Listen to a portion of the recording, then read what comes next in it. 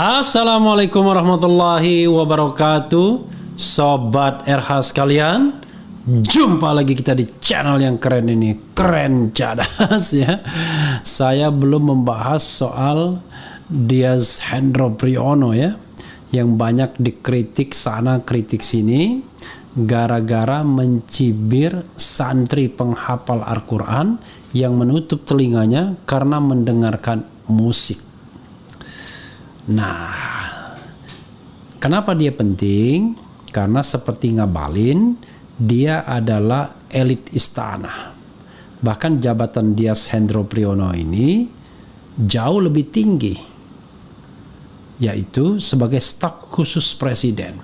Jadi makomnya 2 derajat di atas Ngabalin. Kalau Ngabalin cuma staf dari kedeputian saja, walaupun dibilang tenaga ahli tapi kedeputian, jadi di bawah deputi. Di atas deputi KSP, di atas KSP barulah presiden. Jadi Dias Hendro Priyono walaupun tentu tidak sejajar menteri, paling tidak one thing for sure di atas deputi. Ya mungkin sama dengan deputi ya, sama-sama eselon 1A mungkin derajatnya. Karena dia staf khusus presiden. Karena itu tidak boleh sembarangan ngomongnya. Staf presiden harus terkontrol omongannya. Apalagi terkait dengan mayoritas agama di Indonesia ini. Menyinggung santri yang sedang menghafal Quran sebagai orang yang tidak bahagia, itu menurut saya terlalu berlebihan. Seolah-olah kebahagiaan itu adalah cara pandang kita. Kadang-kadang saya berpikir ya, kalau dilahirkan ulang, saya mau juga menjadi penghafal Al-Quran itu. Karena tentu kalau kita bicara tentang sebuah kehidupan setelah kematian, maka tentulah mereka dalam keyakinan kita tentunya ya, kita tidak bisa juga memaksakan keyakinan orang lain. Dalam keyakinan kita, mereka adalah para ahli surga yang tentu makomnya akan tinggi karena mereka adalah para hafiz, para penghafal Quran. Kita bacakan coba sobat era sekalian tentang kritikan Yeni Wahid ini, karena kritikan Yeni Wahid menjadi penting ya. Kenapa begitu? Karena dia menempati makom tinggi juga walaupun tidak ada jabatan formal kenegaraan. Secara dia mewakili 2 kemewahan. Pertama, dia adalah putra atau putri presiden atau mantan presiden Abdurrahman Wahid. Dan yang kedua, dia adalah berasal dari Nahdlatul Ulama. Karena selama ini ada kesan ya, seolah-olah NU selalu membackup pemerintahan, termasuk juga komen-komen atau komentar-komentar yang memojokkan semacam yang dilakukan oleh Dias Hendro Priyono ini. Termasuk juga oleh mereka-mereka yang suka mencibir. Misalnya dulu ada soal, wah ini adik-adik sudah menjadi calon teroris dan lain sebagainya. Jadi sangat tidak proporsional, karena kalau dalam hukum itu adalah berlaku azas praduga tak bersalah. Bagaimana mungkin orang dituduh besar saja dia belum. Kira-kira begitu ya. Tapi ini saya kira sebuah senjata, amunisi, dukungan yang luar biasa karena diucapkan oleh seorang Yeni Wahid ya. Coba kita bacakan apa ucapan Yeni Wahid itu. FIFA ya, sebagaimana dilansir oleh fifa.co.id hari ini ya. Putri mantan Presiden Gus Dur Yeni Wahid menyampaikan pesan menohok merespons video viral yang diunggah oleh Dias Hendro Priyono. Dalam video yang diunggah Dias, para santri terlihat menutup telinga ketika mendengarkan musik. Para santri duduk mengantri akan vaksinasi COVID-19. Dikutip dari laman Instagramnya Yeni Wahid, Kamis 16 September 2021, menyebutkan bahwa santri dalam video yang diunggah Dias itu merupakan santri dari Ma'had Tahfiz Quran, menutup kuping ketika melakukan vaksinasi. Banyak yang mengkritik mereka, bahkan mengatakan mereka radikal, ujar Yeni. Ya, ini merasa senang para gurunya mengatur agar mereka divaksinasi. Dengan divaksin, mereka bukan saja melindungi dirinya, tetapi juga orang-orang di sekelilingnya dari ancaman COVID-19. Di sisi lain, mereka adalah para santri penghafal Al-Quran yang punya kewajiban menjaga hafalan mereka. Oke, ya. Ini yang harus paham, dipahami ya. Menghafal Quran bukan pekerjaan yang mudah. Kawan baik saya, Gus Fatir dari pesantren Pespi Al-Kainania belajar menghafal Al-Quran sejak usia 5 tahun. Beliau mengatakan bahwa memang dibutuhkan suasana tenang dan hening agar lebih bisa berkonsentrasi dalam upaya menghafal Quran, jelasnya. Jadi kata dia, kalau anak-anak ini oleh gurunya diprioritaskan untuk fokus pada penghafalan Al-Quran dan diminta untuk tidak mendengar musik, itu bukanlah indikator bahwa mereka radikal. Yuk kita lebih proporsional dalam menilai orang lain. Janganlah kita dengan gampang memberi cap seseorang itu radikal, seseorang itu kafir dan lain-lain, katanya. Tentunya menyematkan label pada orang lain hanya akan membuat masyarakat terbelah. Mari kita belajar untuk lebih saling mengerti satu sama lain, dan itu bisa dimulai dengan memahami dan menerima bahwa nilai yang kita anut tidak perlu sama untuk bisa tetap bersatu sebagai bangsa Indonesia, ujarnya. Tak lupa ia memberikan semangat kepada adik-adik Ma'had Tahfiz untuk semangat dalam menghafal Al-Quran. Semoga Allah Subhanahu wa Ta'ala memberikan barokah berlimpah untuk kalian semua, ungkap Yeni. Sebelumnya, Dias Hendro Priyono tengah menjadi perbincangan di media sosial usai dirinya mengunggah video sindiran terhadap sekelompok santri anti musik pada Senin 13 September 2021. Dalam video tersebut tampak sekelompok santri yang tengah mengantri vaksin dan menutup telinganya lantaran di lokasi vaksinasi tersebut terdengar suara musik.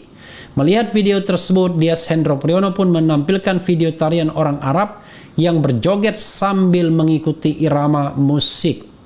Sementara itu, kasihan, dari kecil sudah diberikan pendidikan yang salah. There is nothing wrong to have a bit of fun, tulis Dias Hendro Priyono dalam caption di unggahannya itu. Akibat pernyataannya itu, Dias Hendro Priyono pun menuai kontroversi dan diserbu oleh netizen. Menurut para netizen, ia seharusnya bisa menghargai para santri tersebut dan tidak menghujatnya.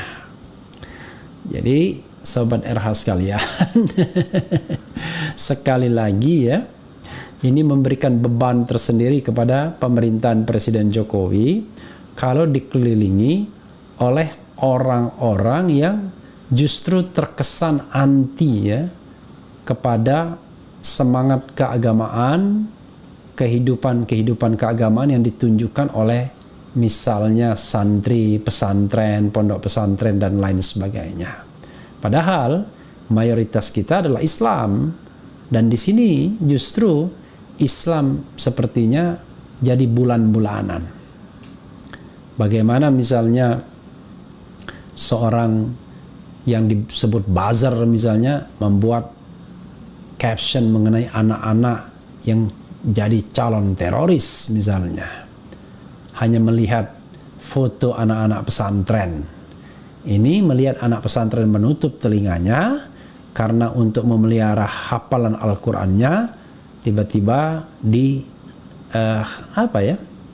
disepelekan sebenarnya lebihnya. Kadang-kadang kita, Sobat Era sekalian, pandangan kita ini kan terlalu duniawi. Keberhasilan itu biasanya dilihat dari keberhasilan jabatan dan material, ya kan? Padahal kehidupan itu tidak hanya itu. Jadi ada kehidupan setelah mati gitu ya. Jadi orang-orang yang hidup dengan kebaikan, tawadu, menghafal Al-Quran mungkin jauh lebih beruntung daripada kita. Tidak hanya di akhirat mungkin, tapi juga di dunia. Mereka di dunia mungkin jauh lebih tenang hidupnya daripada kita semua ya. Karena ukuran kita barangkali ukuran material dan ukuran jabatan. Jadi kalau soal material dan jabatan, ya memang mereka-mereka yang dekat dengan lingkar istana itu ya memang nggak ada apa-apanya.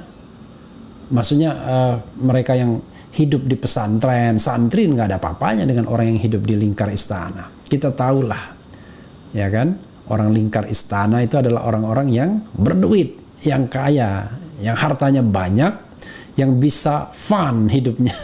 Jadi, dan barangkali bagi mereka ya itulah kehidupan yang sejatinya, kehidupan yang membahagiakan, dan itulah kehidupan yang NKRI, yang pro Pancasila mungkin ya. Tapi sekali lagi ya, kita harus hargai pilihan orang. Ada juga orang yang memilih hidup asketik. Keberhasilannya bukan pada keberhasilan menduduki jabatan tertentu, punya harta miliaran atau ratusan miliar bahkan triliunan, tetapi pada pencapaian bisa menghafal Al-Quran. Luar biasa ya kan? Jadi semalam Ustadz Dewa datang lagi ke sini, dia cerita begini. Seandainya ya semua perangkat lunak, semua kitab suci dibakar, ya kan?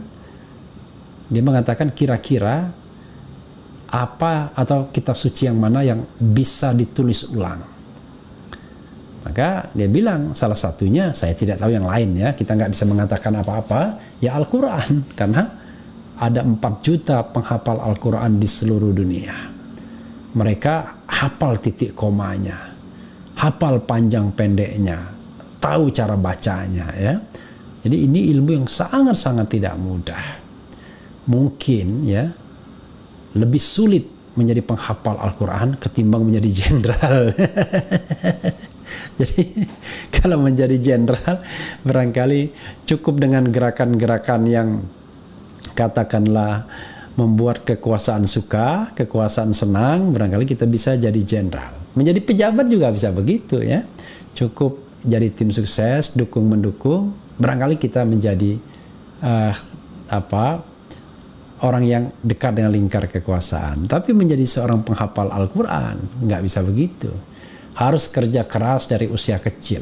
Bayangkan kalau contoh Yeni Wahid tadi 5 tahun ya, walaupun ada orang yang incredible dalam hidupnya. Misalnya ya beberapa orang ya, Imam Nawawi atau siapapun, Al-Ghazali dan lain sebagainya, yang konon sudah hafal Al-Quran dari sejak kecil. Saya pernah bercakap-cakap misal ya, sobat era sekalian, dengan seorang ulama yang menghabiskan bacaan Al-Quran dalam sholat, dalam 1 kali sholat sunnah. Bayangkan coba. Dan ternyata yang saya ajak bicara itu mempraktekkan juga, selesai selama 8 jam. Kira-kira kalau misalnya menyaksikan fenomena begitu, gak mungkin kan kalau kita menghargai kehidupan keagamaan mengatakan bahwa itu tindakan konyol dan bodoh, ya kan? Karena masing-masing orang punya ukuran, dan ukuran tersebut memang ya sangat bergantung kepada pengetahuan, keimanan, latar belakang dan lain sebagainya. Jadi mudah-mudahan ya tidak lagi keluar dari lingkungan istana hinaan-hinaan atau cibiran-cibiran terhadap kelompok society tertentu. Sebagaimana yang kerap dan sering dilakukan oleh Ngabalin terhadap para pengkritik Presiden Jokowi. Saya sudah mencatat beberapa orang dihina luar biasa ya. Ustadz Yahya Walauni dihina, kemudian juga Rizal Ramli dihina, yang otak sungsang yang dari Muhammadiyah dihina juga. Bahkan ketika dia masuk rumah sakit seolah-olah doakan bahwa dia sedang mendapatkan karmanya, seolah-olah begitu ya. Abusra muqaddas. Jadi tetapi orang lain mengatakan wah ini jangan-jangan lagi sakit, jadi secara psikologi malah jadi sakit ya. Karena tadi saya katakan melihat orang yang mengkritik itu selalu sama stereotipnya, seolah-olah orang itu sakit hati ya kan, seolah-olah orang tersebut nggak ada jabatan. Jadi justru terlalu kecil ya kan, terlalu terlalu kecil lah kalau misalnya memandang sesuatu itu hanya dari pangkat, jabatan dan uang ya kan. Nah, jadi orang-orang seperti para santri ini beyond than that ya. Jadi mereka tidak berpikir seperti itu. Yang mereka pikirkan adalah bagaimana mereka menjadi penghafal Quran. Kehidupan selanjutnya ya adalah yang maha kuasa tentu, tetap kita berusaha sebaik-baiknya. Tapi rasanya kalau Anda hafal Al-Quran, mungkin Anda tidak mungkin tidak hidup ya. Karena yang Maha Kuasa yang memelihara kehidupan Anda. Oke, coba kita bacakan ya. Sobat Era sekalian, saya hanya ingin menghimbau dari titik bahwa dia adalah pejabat publik ya, public official. Karena dia public official, maka dia menjadi penting. Tapi kalau dia bukan public official, ya sudahlah. Tapi tidak boleh juga kita itu, ya kan? Kita tidak boleh juga mengeluarkan sebuah hinaan seperti itu ya, atau sebuah cibiran seperti itu ya. Oke, dari Muhammad Yahdi ya, sebentar lagi kita akan berhenti karena saya men-stel soal Lius Sungkarisma pada 17.30, nanti ditonton juga ya. Oke, coba kita lihat ya. Oke. Pada saat kiai memberi tugas hafalan kepada santrinya, kita pun melakukan berbagai cara agar bisa fokus. Bahkan saya pernah mencari tempat yang sangat sunyi di tengah malam agar besoknya bisa setor hafalan kita, ya kan? Mungkin kalau pernah menghafal pada era SD, SMP, SMA dan kuliah tahu betul ya. Kadang-kadang orang belajar tuh sampai dia ke tengah hutan biar masuk belajarnya ya. Karena ada juga orang yang belajar begitu. Ada yang belajar sambil mendengarkan musik, ya ada juga. Jadi masing-masing orang memang punya metode tersendiri-sendiri dan bukan nothing to do dengan bahwa itu soal haram dan halal, tetapi itu adalah sebuah metode bagaimana menjaga agar fokus itu tetap bisa kita pegang, ya, kita bisa tetap fokus dan tidak kemana-mana pikirannya, termasuk juga telinganya, karena telinga andalan untuk kita bisa menghafal Al-Quran itu ya. Oke, coba kita bacakan yang dari Rich Boy ya kan. Oke, Rich Boy ini sering juga mengkritik, tapi it's okay. Mari gunakan akal sehat kita saudaraku supaya hati kita tidak mudah marah dan kesal di saat suatu kebenaran itu terbongkar ke publik secara transparan. Salam kebenaran. Nggak jelas maksudnya apa. Kita tidak marah ya. Kita bukan marah, tetapi kita hanya mendiskusikan bahwa seorang pejabat publik tidak layak mencibir kelompok masyarakat yang melakukan tugasnya, melakukan kewajibannya, mempercayai sebuah metode belajar, apalagi itu kaitannya dengan keagamaan. Oke ya. Kenapa Wapres Ma'ruf Amin dan Habib Lutfi yang ada di lingkaran istana tidak bersuara ya? Mana saya tahu. Kemudian Roni Kembang, Islamophobia dan murtadin Indonesia yang menduduki peringkat teratas dunia. Wajar begitu banyak penipu yang jualan jubah, sorban dan agama. Dias Dedi, suruh belajar ilmu agama Islam lebih dalam lagi biar memahami tentang hafiz. Insya Allah, jangan salah loh nanti ya. Malah tiba-tiba yang menjadi hafiz penghafal Quran itu Dias Hendro Priyono ya. Insya Allah kita doakan yang terbaik ya. Jadi kita jangan menganggap bahwa hal sesuatu itu jadi lucu. Saya ingat almarhum Gito Rolis. Ini cerita, mudah-mudahan Allah Subhanahu wa taala menerima amal baiknya, menerima tobatnya ya. Karena Gito Rolis kita tahu adalah seorang penyanyi rocker yang ya sebelum dia hijrah kita tahulah kelakuannya. Ya kan? Yang namanya dunia-dunia gelap itu dia jalani. Dan dia tidak sholat. Dan suatu saat dia telepon kepada seorang artis yang juga hijrah. Dia bilang, dia cuma mengatakan, halo, sekarang gue udah sholat. Itu aja. Jadi itu yang dilakukan Gito Rolis.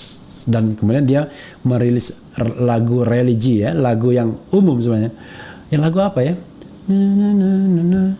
Di dalam telah karenamu ya kan, hati yang curam kini tiada lagi Nah, telah bersinar karenamu. Nah, lagu itu dijadikannya lagu yang religius. Itu gitarolis ya.